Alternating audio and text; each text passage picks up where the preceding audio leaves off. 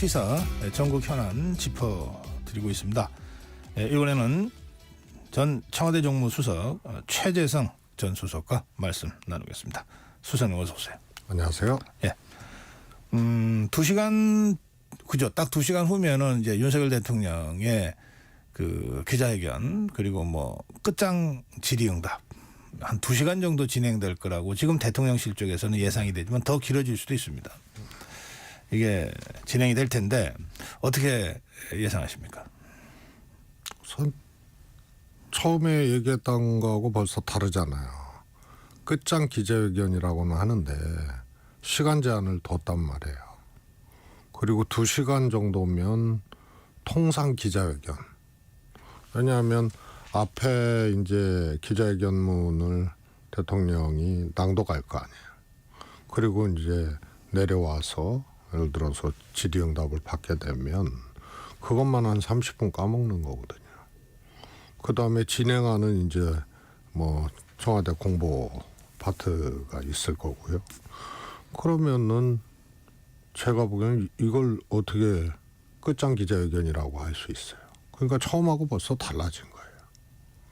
이제 보도된 거 하고 그 다음에 이제 이게 어떤 현안에 대한 기자회견 뭐 이런 거라면은 또 뭐 취임 뭐 1년이다 뭐 2년이다 혹은 또 신년 기자회견 이런 수준이면은 또 몰라도 이게 어떻게 보면은 지금 엄청나게 혼란스러운 상황 또 대통령과 여권에는 아주 위기 상황 이 속에서 하는 내가 보기에는 정기적이거나 통상적인 기자회견이 아니거든요. 그러면 어떤 신호가 와야 돼요. 근데 오히려 이번 달 말에 하기로 한 거를 7일로 확 당겼단 말이에요. 그럼 이거는 뭔가 이 위기를 돌파할 수 있는 생각과 마음의 변화가 대통령이 있고 상황을 엄중하게 보고 이걸 돌파할 수 있는 해결책을 갖고 하는구나 이런 이제 신호들이 읽혀야 되는데 오히려 땡기면서 그런 신호를 전혀 읽을 수가 없는 거예요. 그래서 저는 세 가지라고 보고 상황을 엄중하게 인식하고 이거 큰일 났구나. 그리고 내가 문제가 있구나. 이런 인식이 중요해요. 그 다음에 그러면 이거 넘어야 된다. 그러려면은 의지가 있어야 돼요. 그리고 결단할 거 결단을 해야 돼요. 그 다음에 이거를 돌파할 수 있는 것도 실력과 능력이 있어야 되는 거예요. 근데 이 세 가지가 다 안 보여요. 그런데 날짜까지 땡겨서 했단 말이에요. 그래서 아주 즉흥적인 거예요. 그래서 대통령이 지금까지 전혀 변하지 않고 총선에서 참패하고 여러 가지 일들이 있었는데도 끄떡하지 않고 있다가 기자회견을 하면 뭔가 대통령이 생각과 태도, 마음이 변했구나. 이런 것이 읽혀져야 되는데 그러지 않은 시점에서 이거를 날짜까지 땡겨서 한 것은 제가 보기에는 이거는 오히려 이제 날짜 땡겨서 기자회견을 하는 것은 내용 없이 해결책 없이 상황 인식에 대한 정확함과 엄중함이 없이 하는 셈이기 때문에 이건 오히려 화가 되는 기자회견이 될 가능성이 크다. 네.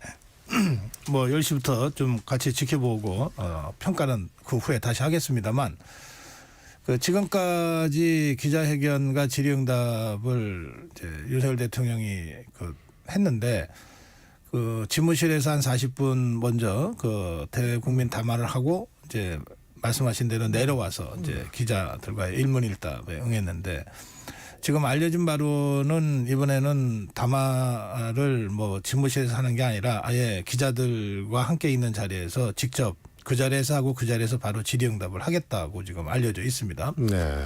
그러니까 무슨 뭐 이동하는 시간이나 또 이런 거는 조금 다른 것 같고요.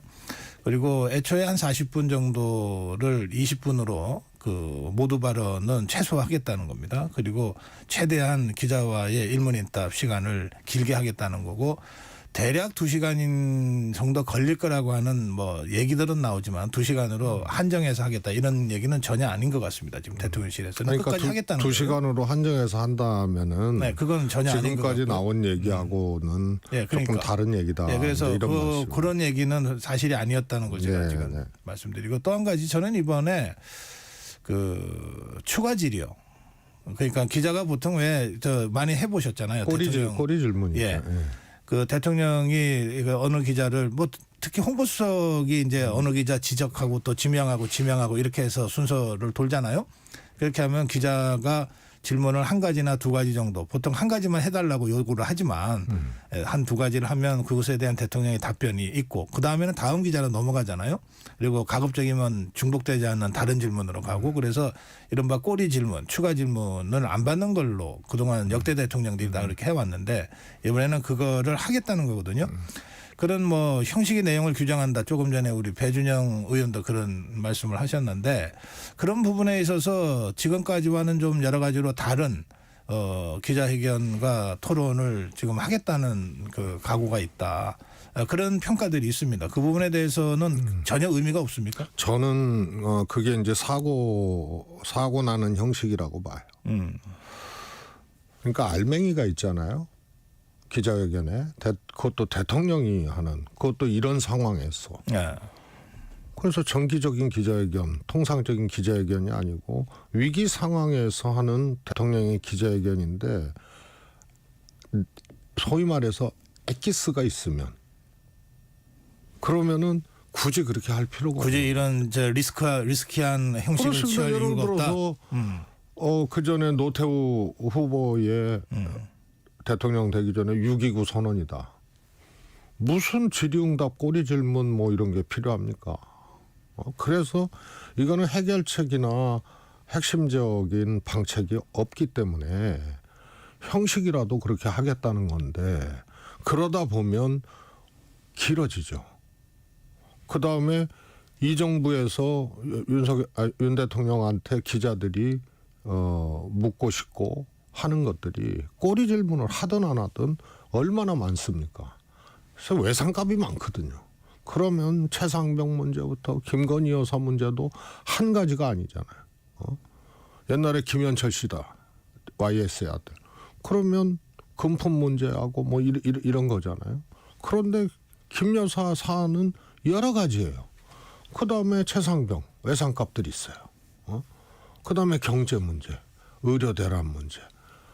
그다음에 외교 문제까지 여러 개를 하는데 대통령의 생각과 의지, 해법이 안 보이는 상태에서 만약에 그것을 마냥 꼬리 질문 받고 해놓는다. 그다음에 이 위기를 돌파하고 민심에 을 되돌릴 수 있는 그런 어떤 핵심적인 키가 없다. 내용이 없다. 그러면 거기가 오히려 사고의 진원지가 되는. 안 하느니만 못한 기자회견이 될 수가 있다. 저는 뭐 그러지 않기를 바라는데요. 네. 상식적으로 이게 큰 변화, 큰 결단. 그래서 이 민심을 다시 되돌리겠다. 이런 것들이 보여지지가 않아요. 그리고 그런 것이 있다면은 날짜 땡기고 그 다음에 이렇게 막 늘어지게 기자회견 형식을 굳이 가져갈 필요가 없다. 만약에 우리 최재성 전 수석이 이제 청와대 정무수석을 지내셨기 때문에 최 수석이 지금 청와대 수석이라면 절대 이런 식으로는 조언 안 한다. 그렇습니다. 예. 우선은요.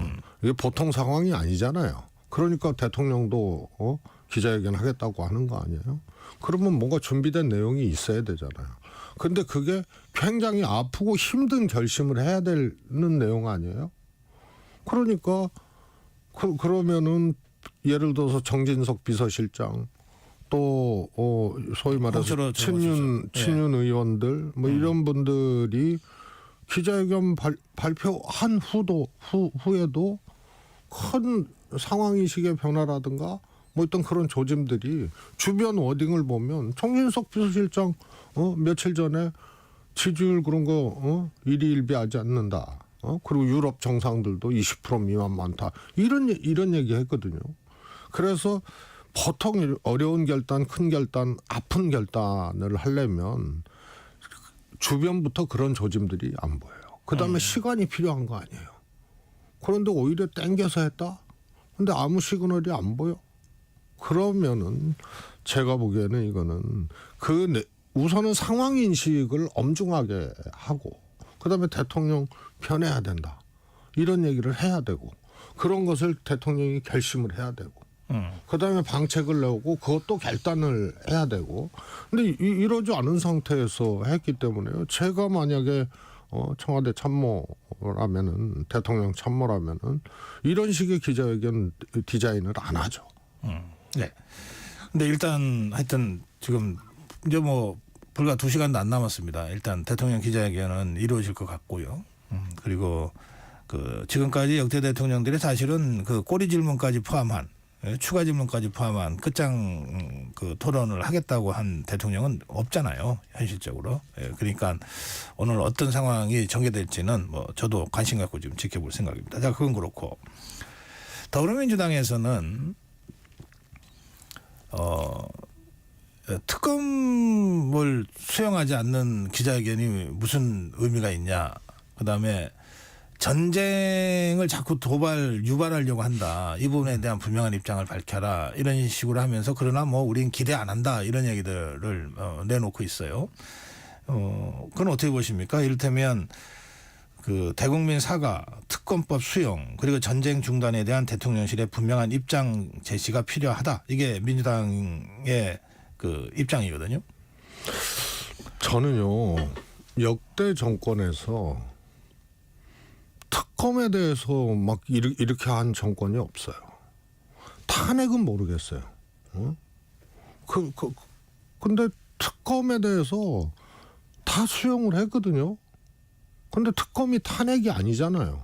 근데 스스로들이 이거 탄핵으로 가기 위한 빌드업이라고 그렇게 얘기를 해요. 그래서 이해가 안 가요. 특검을 놓고 대통령이 거부권 행사하고. 그래서 보통은 야당이 특검하자고 하면은 여당이 오히려 협의를 해서 내용을 정하고 물론 처음엔 안 한다 그러죠. 그래서 특검을 해요. 그런데 아예 특검하면 탄핵 빌드업이다라고 얘기를 하고 대통령 거부권 행사하고 무슨 얘기냐 하면은요. 대통령 자신도 있고 김건희 여사 문제가 지금 이 어려움의 핵심이잖아요.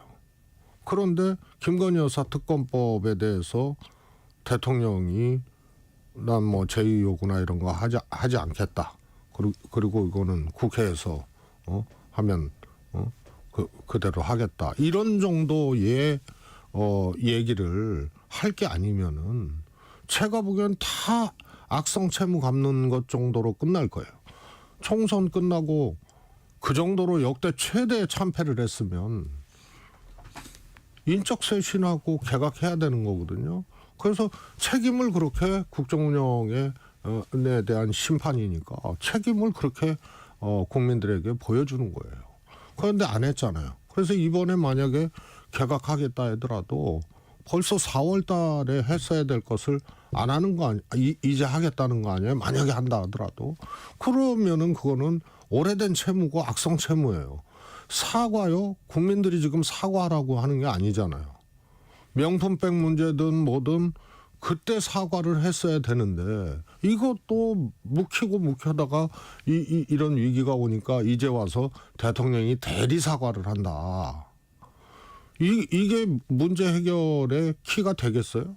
안 되는 거예요. 그래서 제가 보기에는 특검에 대해서 대통령이 제의권을 계속했는데 특검 수용하겠다가 아니고 제의권에 대해서 내가 남발하지 않겠다, 안 하겠다 이런 것 정도를 하지 않으면 이게 국민들이 그래 다시 한번 잘 해보라 이렇게 마음이 돌아서지는 않는 거죠. 그 문제를 얘기를 한 거고요.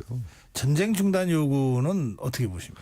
사실은 제가 이 정권 초기부터 그랬어요. 대통령은 방어적인 일이 훨씬 더 많다. 근데 저렇게 공격적이고 저렇게 먼저 이렇게 막 지르듯이 대통령이 하시면은 안 된다고 했는데요. 똑같은 거죠. 야당을 그냥 적으로 놓고 대통령이 아니, 그렇게 죄송한데 이게 정쟁이 아니고 전쟁.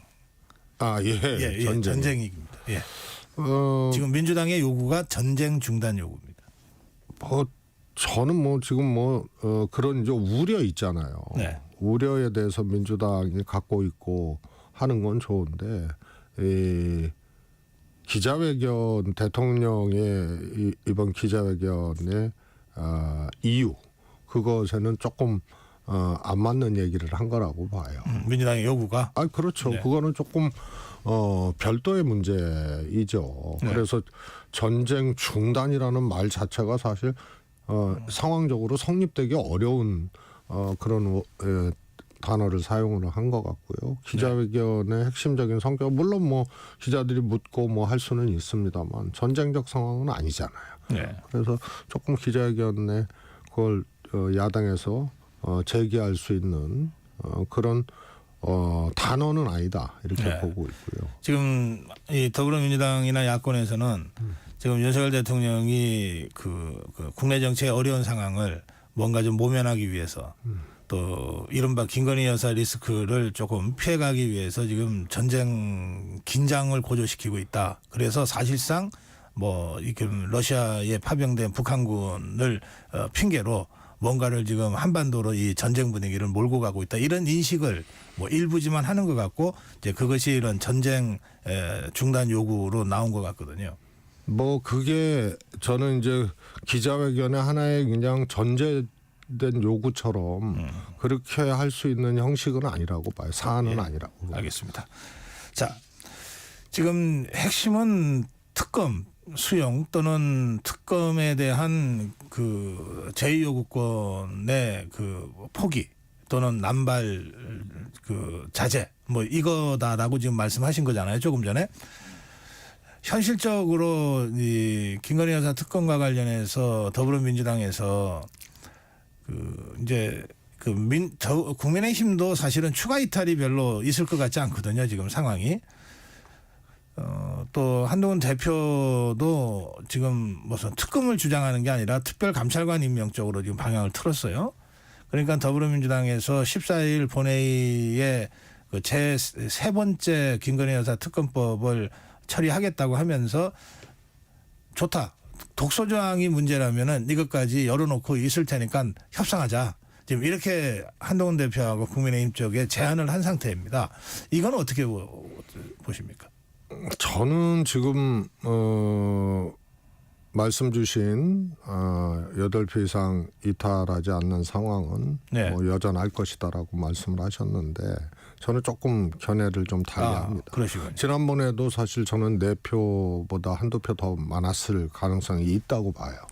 근데 그 직전에 인권위원 투표가 네. 사실 민주당이 내용적으로는 국민의힘 추천 인권위원이 도저히 수용이 안 되는 사람일 수는 있죠.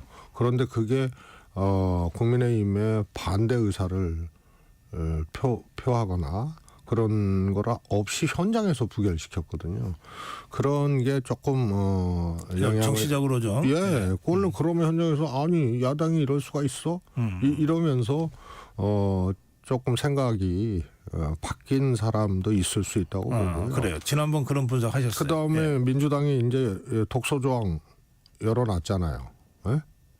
독소조항 협의할 수 있다라고 열어놨기 때문에 지금 특검의 독소조항 때문에 나는 이거 반대한다라고 하는 의원들이 공개적으로 그렇게 하는 의원들이 있거든요. 그다음에 또 하나는 이 기자회견 후폭풍이에요. 만약에 오늘 대통령 기자회견이 그야말로 해결책 내지는 전환점을 만들질 못하면 저는 8표 넘어간다고 봐요. 네. 그러나 한동훈 대표가 명시적으로 특검하자 이렇게 나오기는 어려워요. 근데 상황이 그렇게 만들어가는 그런 거라고. 그러면 더불어민주당과 국민의힘이 독소장을 뺀 특검법으로 무슨 협상해서 합의하듯이 할 수는 없겠지만, 그러나 오늘 이제 기자회견 상황도 봐야 되고 또 더불어민주당에서 국민의힘이나 한동훈 대표가 좀 부담스러워하는 독소조항을 일부 좀 손을 봐주고 성의를 보여주고 네. 그러면서 가면은 통과 가능성도 있다 이렇게 네, 전망하시는군요. 예를 들어서 뭐 개혁신당에서 얘기했던 그야말로 이제 한동훈 대표도 처음에 최상병 특검법 제3자 추천 뭐 이것도 했고 그다음에 뭐 중계 문제, 뭐 브리핑 문제 뭐 등등등 있잖아요.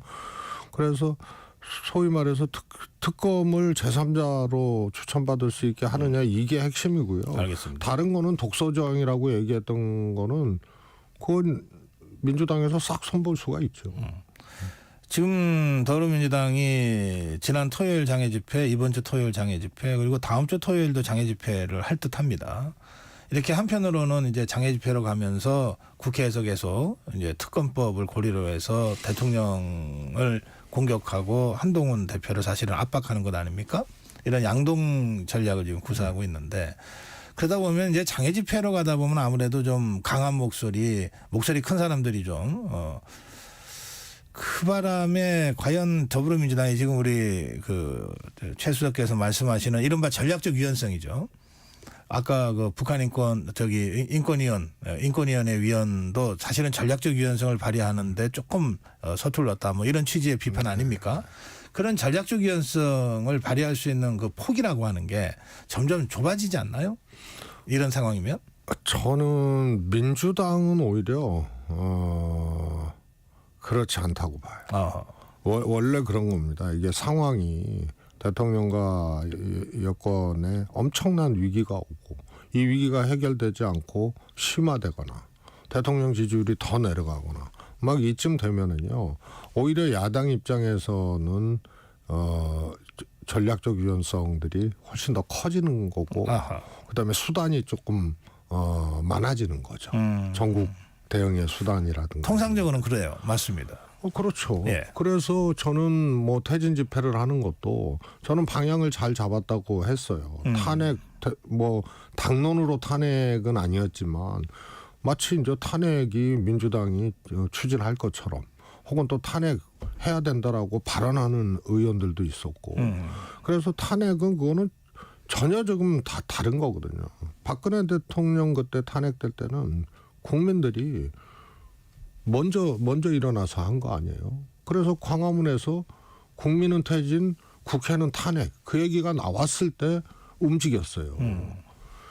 그런데 지금은 탄핵이라는 것이 법적인 어떤 절차 아니에요. 일종의. 그런데 그런 것은 수사가 되고 그런 흔적들이 나오고 이러면서 진행할 수 있는 거예요. 그래서 우리는 소위 말해서 이제 정치적 탄핵을 허용하지 않는 나라이기 때문에 법적인 문제가 이제 수반이 돼야 되는 거거든요. 그런데 민주당이 마치 탄핵으로 이렇게 가는 것처럼 그래서 제가 그건 아니다라고 얘기를 했어요. 근데 지금 불복종 퇴진 이렇게 잡은 거거든요. 그래서 그것도 제가 보기엔 탄핵보다는 훨씬 방향을 잘 잡은 거다. 이렇게 보고 있고요.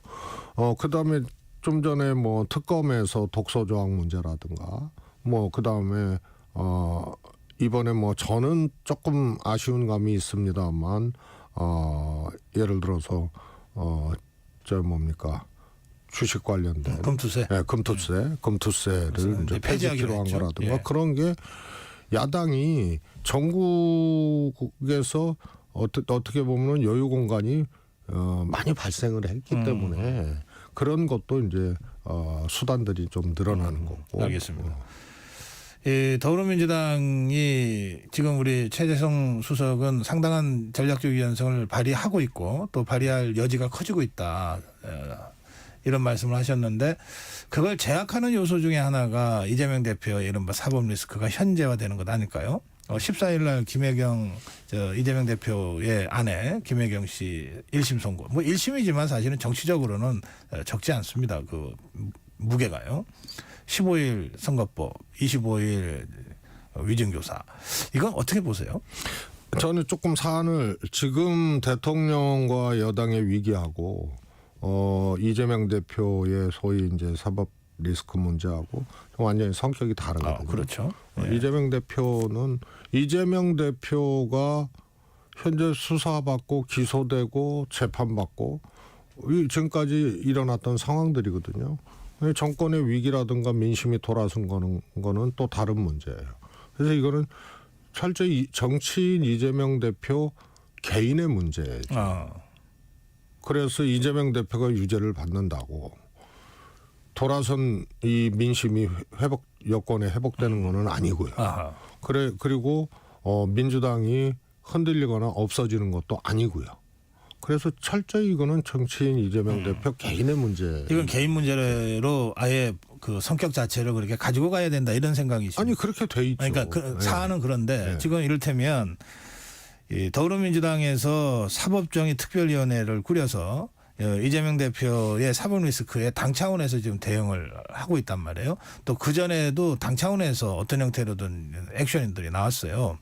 그러니까 지금 최 전 수석은 이거는 사안의 경중과는 관계없이 이거는 이재명 개인의 사법 리스크로 가지고 가야 당이 리스크도 덜고 어쨌든 더 전략적 유연성을 가지고 나갈 수 있다 이런 생각을 갖고 계신 것 같은데 지금 당은 어쨌든 묶여가고 있는 것 아닌가라고 하는 지적이 있는 거죠. 아닙니다. 저는 이재명 대표의 이 사법 리스크는 네.